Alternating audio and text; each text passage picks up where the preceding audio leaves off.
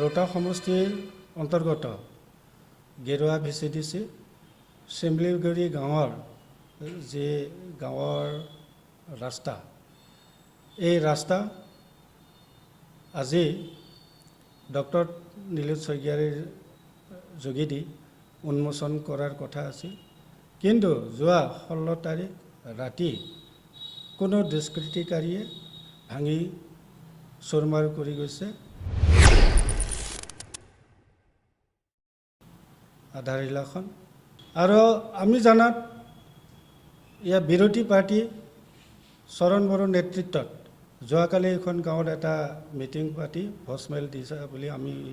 শুনিব পাইছোঁ আৰু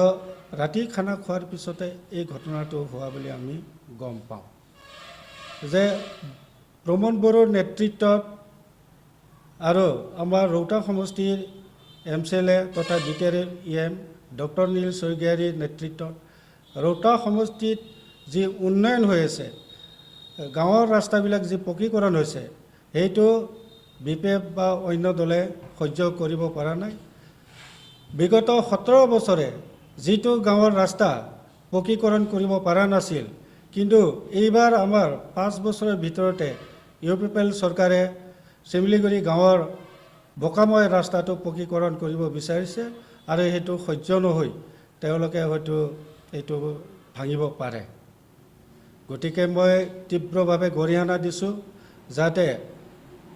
আমাৰ প্ৰশাসন সকলো যাতে এইটোত উচিত তদন্ত বিচাৰ কৰি যিসকল দুষ্কৃতিকাৰী তেওঁলোকক উচিত শাস্তি দিব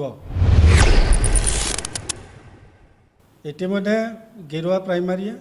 এইটো সংক্ৰান্তত গোচৰ দিয়া হৈছে ৰৌতা থানাত আমি আশা কৰিছোঁ ইয়াৰ উচিত তদন্ত হ'ব নিশ্চয় নীলোৎ ছাৰৰ যিটো ৰৌতা সমষ্টিত যিটো উন্নয়নৰ কাম কাজ কৰিছে